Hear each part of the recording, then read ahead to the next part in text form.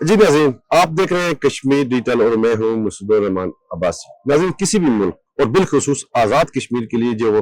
Overseas برادری کے لوگ ہیں وہ ایک بڑا انمول تحفہ بھی ہوتے ہیں اور ہیں بھی، کیونکہ انہی کی اس سرمایہ کی وجہ سے آزاد کشمیر کا جو ایک معاشی سسٹم ہے وہ بھی چلتا ہے۔ آزاد کشمیر کے جو بے روزگار ایک نوجوان ہے یا آزاد کشمیر میں معاشی طور پہ کچھ لوگ جو اس وقت اس طرح اسٹیبل نہیں ہے، ان کا ایک سسٹم جو ہے یہی اوورسیز جو برادری ہماری اس وقت چلا رہی ہے۔ ہمارے ساتھ اس وقت موجود ہے کچھ ایشوز پر اور آزاد کشمیر کے معاشی حالات یا آئی ٹی کے حوالے سے بات کرنے کے لیے رانا افتخار صاحب، یہ سے پہلے مسلم کانفرنس کے کوارڈینیٹر بھی رہے، اور آزاد کشمیر کی خوش قسمتی بھی یہ ہے کہ آزاد کشمیر میں جو انٹرنیٹ کے بانی اور آزاد کشمیر میں مختلف جو آئی ٹی بورڈ یا دیگر جو جدت کے حوالے سے انہوں نے بڑے کام بھی کیے ہوئے، اور یہ ایک طویل عرصے سے بیرون ملک ہوتے ہیں، ان کو وہاں کی جو اوورسیز برادری ہے اس کی مشکلات اور آزاد کشمیر کی مشکلات کا بھی بخوبی اندازہ۔ آج ان سے پوچھتے ہیں کہ جو بیرون ملک کشمیری ہے وہ تو آزاد کشمیر کا ایک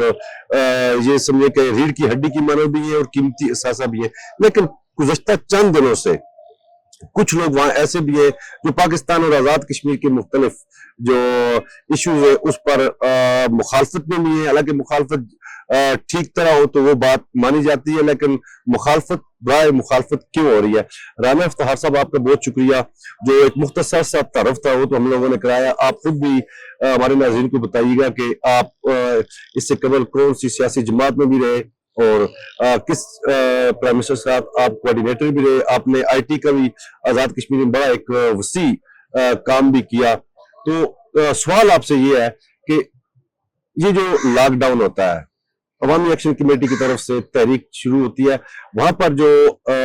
اس میں اوورسیز برادری ہے بہت سارے لوگوں نے احتجاج کیا، جو آزاد کشمیر اور پاکستان کے لوگوں نے اس پہ کوئی بات بھی نہیں کی، لیکن چند لوگ وہاں پہ پاکستان اور آزاد کشمیر مخالف نعرہ بازی یا ایسی باتیں پھیلا رہے جو عقائد پر مبنی نہیں ہے۔ اس بارے میں آپ کیا کہنا چاہتے ہیں؟ اور شکریہ مسعود عباسی صاحب، سب سے پہلے تو آپ کا بہت بہت شکریہ کہ آپ نے ہمیں اس قابل سمجھا، اور آپ نے بڑا لمبا چوڑا تعارف بھی کروا دیا، اور اوورسیز کے حوالے سے آپ نے بتا بھی دیا کہ ملکی اکانومی میں ان کا ایک بڑا اہم کردار ہوتا ہے۔ ہم لوگ چونکہ وہاں پہ مزدور ہیں، ہم اپنے لیے بھی کماتے ہیں اور ملک کے لیے بھی کماتے ہیں، سب سے پہلی بات تو یہ ہے۔ دوسرا، اوورسیز کشمیریوں کی یا اوورسیز پاکستانیوں کی بہت ساری اقسام بھی ہیں۔ ایک تو ہم لوگ ہیں جو یہاں سے جا کے وہاں پہ ہمارا مقصد صرف پیسہ کمانا ہے اور اس ملک کے قانون کا احترام ہمیں کرنا ہے اور کرنا پڑتا ہے، اور وہ ملک یا ریاست وہ خود اپنا احترام اپنے قانون کے ذریعے کرواتے ہیں۔ یہ ضروری ہو جاتا ہے، اگر ہم نے وہاں پہ رہنا ہے تو ہم نے ان کے رولز کے مطابق زندگی گزارنی ہے، ہم نے چلنا ہے، ہم نے پھرنا ہے، ان کے مطابق چلنا ہے۔ حالیہ دور میں ایکشن کمیٹی جو بنی، ایکشن کمیٹی نے کیوں جنم لیا، میں تو اس کے پس پردہ نہیں جاؤں گا کہ یہ ایسے کیا حالات تھے، لیکن اتنا ضرور کہوں گا کہ کچھ مسائل تھے، ہمارے بھی کچھ مسائل تھے جن کو اپریشیٹ کیا گیا، جس میں ہمارے بجلی کے بلز تھے، جی بالکل، آٹے کا ایشو تھا، ہمارے گھروں میں آٹا نہیں ہوتا، اور پھر اگر ملتا ہے تو وہ مہنگا ملتا تھا، پھر اس کے اور ساتھ چھوٹے موٹے جو مسائل ہیں وہ ہر ریاست میں ہوتے ہیں، یہ پوری دنیا میں آپ جہاں کہیں بھی جاتے ہیں آپ کو ان مسائل سے دوچار ہونا پڑتا ہے، لیکن ہمارے یہاں جو سب سے بڑا مسئلہ پھر صحت کا ہے، اور ہمارے اسپتالوں کی جو حالت ہے اس کے مسائل تھے۔ ان چیزوں پہ جو بندہ بھی بات کرے اس کو اپریشیٹ کرنا چاہیے، پھر اصلاح ہوتی ہے ہر ریاست میں۔ دنیا میں سول سوسائٹی جو ایسے کام کرتی ہے، سول سوسائٹی کا کام ہے مطالبات کو اجاگر کرنا، اور حکومت کا کام ہے کہ اس کو حل کرنا۔ تو یہ کچھ مطالبات جو ہماری ریاست نے حل کیے، اس کی جو ریاست کے اس وقت کے وزیر اعظم تھے، وزیر تھے، اور ہمارے جو پاکستانی حکمران تھے، ان کی تعریف کرنی چاہیے، اور وہ تعریف کے قابل ہیں کہ انہوں نے یہاں پہ اس وقت پاکستان میں ہم یعنی کوالہ کراس کرتے ہیں تو بجلی کا یونٹ جو ہے وہ 50+ ہو جاتا ہے، اور جب یہاں آتے ہیں تو 3 روپے ہم دیتے ہیں. ہمارے گھروں میں 3 4 ایسی چل رہے ہیں اور وہاں پہ لوگ پنکھا نہیں لگا سکتے، اور یہ حالت ہے یعنی گرمی کی. تو اس پہ تو ان لوگوں کو اپریشیٹ کیا جا سکتا ہے جنہوں نے بھی یہ مطالبہ پورا کیا. آگے چل کے سر جو مین ایشو بن جاتا ہے کہ کچھ قوتیں ایسی ہوتی ہیں جن کو چین نہیں ہوتا. کچھ بگوئے بچے ہوتے ہیں گھر سے بھاگ جاتے ہیں اور وہ محلے میں جا کے کہتے ہیں جی گھر والے کھانا نہیں دے رہے. اور یہ ہمارے کچھ اوورسیز کا بھی یہی حال ہے کہ وہ انہوں نے یہاں سے وہ پاکستانی پاسپورٹ پہ ٹریول کرتے ہیں، اسٹوڈنٹس کے ویزوں پہ جاتے ہیں، وزیٹر ویزوں پہ جاتے ہیں، اور جب بگوڑا بچہ گھر سے حالات خراب کر کے نکلتا ہے تو وہاں جا کے وہ دوسرے شہر میں جب جائے گا تو میرا بچہ بھاگ کے آپ کے گھر جائے گا تو آپ کے گھر میں بھی اس نے فتنہ فساد ہی برپا کرنا ہے. تو یہ سم آف دیم، سب لوگ نہیں ہیں، کچھ لوگوں نے وہاں جا کے بالخصوص برطانیہ میں سائلم، جس کو انگریزی میں اور اردو میں اپیل کہہ لیں، وہ کرتے ہیں کہ مجھے یہاں پہ جان کا خطرہ ہے، میں اپنی ریاست میں نہیں رہنا چاہتا.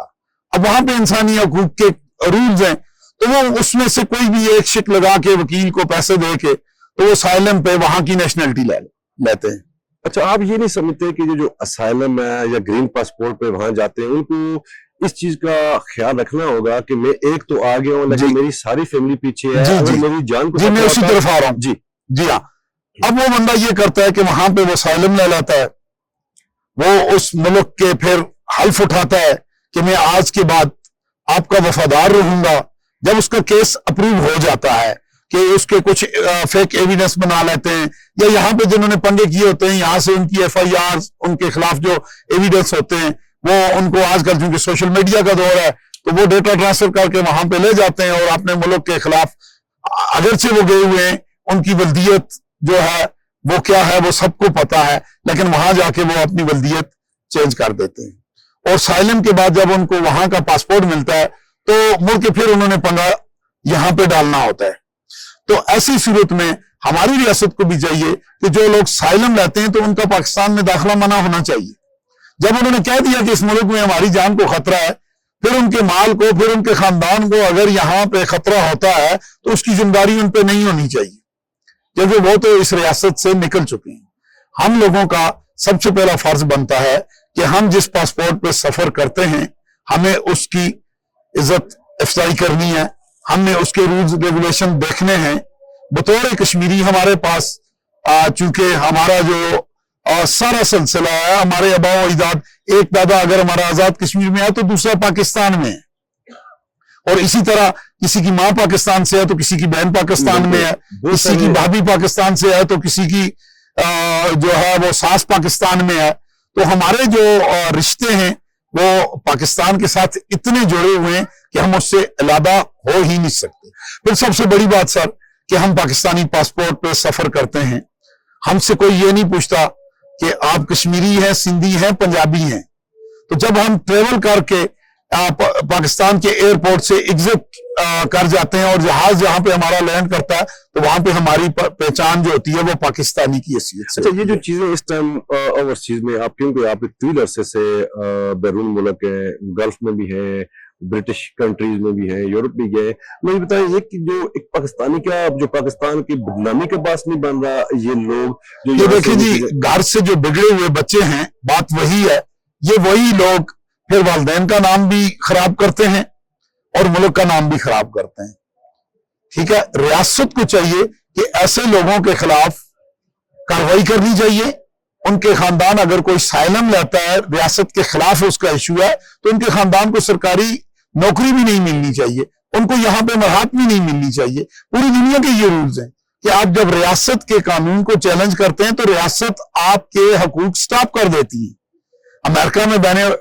جو لوگ بیٹھے ہوئے ہیں وہ میں خود دیکھ کے آیا ہوں، اگر وہ ریاست کی انٹی ہیں تو ان کو ریاست کے بینیفٹس نہیں ملتے. UK والے میرے دوست سن رہے ہیں، پوچھ رہے ہوں گے، دیکھ رہے ہوں گے. ٹھیک ہے، وہاں پہ بھی وہ ریاست کے خلاف اگر کارروائی کرتے ہیں یا کوئی بھی کام کرتے ہیں تو ریاست ان کو رائٹس نہیں دیتی. یہ صرف ہماری ریاست ہے کہ ہم ریاست کے خلاف بولتے بھی ہیں اور رائٹس بھی لے رہے ہیں. جب میں آپ کو کہہ دوں کہ مسعود صاحب میرا آپ سے کوئی تعلق نہیں ہے تو اس کے بعد پھر میرا کوئی تعلق نہیں ہونا چاہیے. تو ایسے لوگوں کے خلاف یہ قانون پاس ہونا چاہیے اور اس پہ سب سے بڑی بات عمل درآمد ہونا چاہیے تاکہ ایسا کوئی بندہ جو سائلم لیتا ہے تو وہ دوبارہ اس ملک کے کسی اغراض و مقاصد میں اس کو شامل نہیں ہونا چاہیے کہ وہ یہاں پہ کیا ہو رہا ہے پھر اس کے ذمہ دار وہی ہیں جو اس ریاست کے شہری ہیں. تو ایسے لوگوں کو کنڈم کرنا چاہیے جو وہاں پہ ہیں اور اس ملک کی ایمبیسیز کو یہاں پہ کہنا چاہیے کہ یہ اب ہمارے شہری نہیں رہے, یہ چونکہ برٹش ہیں تو لہٰذا یہ برطانیہ میں ہمارے خلاف جو ہے یہ زہر نہیں اگلیں. اچھا آپ کیا سمجھتے ہیں کہ جو آزاد کشمیر کے اس وقت موجودہ حالات ہیں, بحیثیت سیاسی کارکن, بحیثیت ایک اوورسیز برادری سے بھی آپ کا تعلق ہے, دنیا آپ نے دیکھی ہے جو کچھ یہاں ہو رہا ہے, کیا آپ سمجھتے ہیں کہ یہ باہر بھی ایسا ہوتا ہے؟ سر دیکھیں اس کا سب سے بڑا نقصان باہر یا کہیں بھی ایسا نہیں ہوتا, کیونکہ میں نے آپ کو پہلے بتایا کہ جس ملک میں ہم جاتے ہیں وہاں کے قانون کا احترام کرتے ہیں, وہاں پہ ہم اکڑ کے اگر چلیں گے بھی تو اگلے پوچھتے ہیں, اور وہاں پہ ہمیں یہاں سے بڑے کا بڑا بدماش وہاں کے شریف سے شریف تر ہوتا ہے. ٹھیک ہے نا. سب سے بڑا نقصان اس وقت یہاں پہ ہماری ریاست کو یہ ہوا, ہمارے ملک کو یہ ہوا کہ ہمارے جو انویسٹرز آ رہے ہیں انہوں نے یہ سچویشن دیکھی اور وہ یہاں پہ انویسٹ کرنا چھوڑ دی. ہماری ٹورزم انڈسٹری کو کتنا نقصان ہو گیا, ہمارے جتنے ٹورسٹ آتے تھے وہ ان سچویشن کو دیکھ کے یہاں سے یہاں آنا چھوڑ گئے. اس کا ہمیں کتنا لاس ہو گیا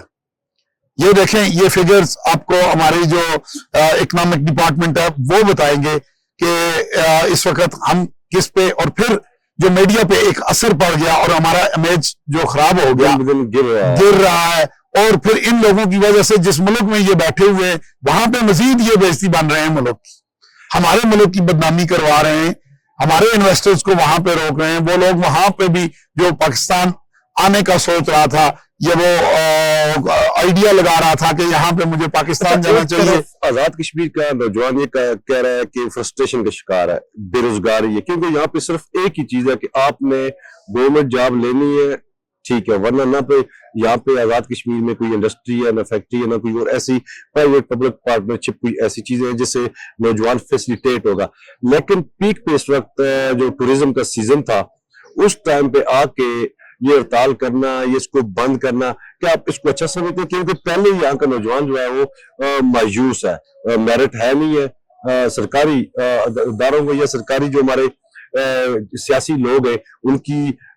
میرٹ پہ خیال نہیں رکھتے, نوجوان مایوس ہے. اب جب کچھ نہ کچھ کاروبار چل رہا تھا سپورٹس یا اس کو اس کا صحت کا, تو وہ بھی بند ہو گیا. اب تو اگست تک تو یہ ساری, اس کے بعد دیکھیں جی اس سال کا یہ سیزن ختم ہو گیا, یہ سارا سال کا نقصان ہو گیا. ہماری ٹورزم انڈسٹری بند ہوگی, اس کے ساتھ ساتھ ہماری ٹرانسپورٹ انڈسٹری بند ہوگی, اس کے ساتھ ساتھ ہماری جو یہ آپ کہہ رہے ہیں لوجسٹک انڈسٹری تھی جس میں آپ کا یہ سارا خرد و نوش کا سلسلہ آتا ہے چیزوں کا, آج پچھلے 1 مہینے سے یہ سارا سسٹم جو ہے وہ سٹک ہو کے رہ گیا ہے. ٹھیک ہے. بدنامی ملک کی وہ ایک الگ چیز ہے. معاشی طور پہ اس وقت جو لوگ سیزن پہ کماتے تھے اس 1 مہینے سے وہ 1 سال چلاتے ہیں. جیسا آپ نے کہا ہمارے نوجوانوں کے پاس یہ چھوٹا سا موقع یہ پچھلے کچھ سالوں سے ٹورزم کا آیا ہے. کچھ گائیڈ ہیں, کچھ ڈرائیورز ہیں, کچھ نے گاڑیاں رکھی ہوئی ہیں, کچھ نے ہوٹلز کھولے ہوئے ہیں, کیفیٹیریاز ہیں. ٹھیک ہے. اس کے ساتھ ساتھ ہماری کچھ جوس کی یہاں پہ اب فیکٹریاں لگنی شروع ہو گئی ہیں, پانی کی فیکٹریاں ہیں, اور یہ ساری چیزیں جب سیل ہوتی ہیں تو وہ ہماری انکم جنریٹ ہوتی ہے. اور یہ سارا سلسلہ بند ہو گیا. اس پہ حکومت کو بھی سوچنا چاہیے کہ فوراً سے فوراً ان مسائل کا حل لانا چاہیے. یہ ہڑتالیں ختم ہونی چاہیے, ریاست میں جو ہے وہ امن آنا چاہیے تاکہ ہم پورا امن لوگوں کی طرح رہیں. پھر اس کے بعد حکومت کو چاہیے کہ ان نوجوانوں کے لیے روزگار کے موقع زیادہ سے زیادہ آئی ٹی سکلز سینٹرز قائم کیے جائیں, ووکیشنل سینٹرز قائم کیے جائیں, ڈرائیونگ سکولز قائم کیے جائیں گورنمنٹ کی سطح پہ. آج پھر لوگوں کو جو ہے وہ جس طرح نواز شریف صاحب نے ایک دور میں یلو کیب اسکیم چلائی تھی, آج ٹرانسپورٹ کا دور ہے, دور دور تک سڑکیں ہمارے پاس موجود ہیں, بہت بڑا انفراسٹرکچر ہے, کمیونیکیشن کے وسائل ہیں. تو اس سلسلے میں گورنمنٹ کو گاڑیاں دینی چاہیے, موٹر سائیکلز دینے چاہیے, بائکیاں ہے یا یہ ٹیکسی سروسز ہیں, یہ جگہ جگہ عام ہونی چاہیے. جو IT کے यहाँ आजाद कश्मीर में आप बानियान में से हमारे नौजवानों को ये भी बताएं कि ये जो IT है ये आपका ये दीगर इससे रिलेटेड चीजें कैसे आगे बढ़ाया जा सकता है ताकि वो किसी के मरहून मिन्नत ना देखें रहे। जी, ये सबसे पहली जिम्मेदारी गवर्नमेंट की है कि कॉलेजेस स्कूल्स में इन्होंने सिर्फ कंप्यूटर को एक सब्जेक्ट के तौर पे रखा हुआ है, स्किल सेंटर्स नहीं है। इसकी सर्टिफिकेशंस होती हैं बहुत सारी, नेटवर्किंग है, IT में बहुत सारे शोबे आते हैं, सॉफ्टवेयर डेवलपमेंट है, वेब होस्टिंग है। अभी आप जो है वो टिकटॉक से अच्छा पैसा कमा सकते हैं, नई एप्लीकेशंस आई हैं, फेसबुक है, इंस्टाग्राम है। आप यहाँ पे हमारे खूबसूरत इलाके हैं, इनकी वीडियो से आप व्यूज ले सकते हैं, आप उससे इनकम जनरेट कर सकते हैं। ये छोटे छोटे 3-3 माह के कोर्सेज है। नेटवर्किंग का एक फील्ड है, हमारे वो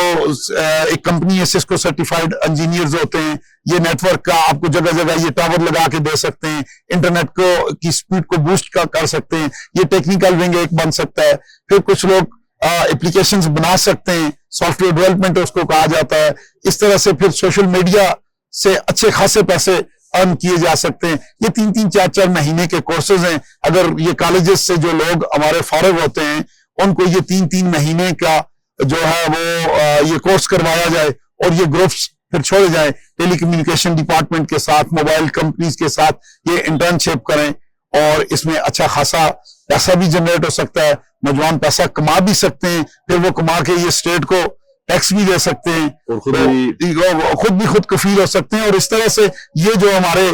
मिनिस्टरों के पीछे लाइन लगी होती है, नौकरी देंगे, क्लर्क लगाएंगे, स्कीम देंगे, स्कीम खाएंगे, ये कम से कम स्कीम माफिया या ये चीजें जो हैं ये खत्म हो सकती हैं और ये नौजवान खुद कफील हो सकते हैं। बहुत शुक्रिया राना इफ्तिखार साहब। नाज़रीन, ये थे राना इफ्तिखार साहब जो अपने मुख्तलिफ जो बैरून मुल्क के तजर्बात और आज़ाद कश्मीर के नौजवानों के लिए कुछ चीजें जो गाइड कर रहे थे, उनको बता रहे थे कि IT में कैसे अब आगे आपने जाना है। और बिल खसूस जो हुकूमत आज़ाद कश्मीर से उन्होंने मुतालबा किया है कि जो इस वक्त आज़ाद कश्मीर के हालात है उसमें वो किरदार अदा करे। हुकूमत पाकिस्तान की तरफ से तो कोई ऐसी रुकावट नहीं है जिसकी वजह से आज़ाद कश्मीर के लोगों पे कोई कदगन लग सके या बजट पे कोई कट लग सके। मसूद रहमान को दीजिए इजाजत। अल्लाह ताला आपका हामी और नासिर।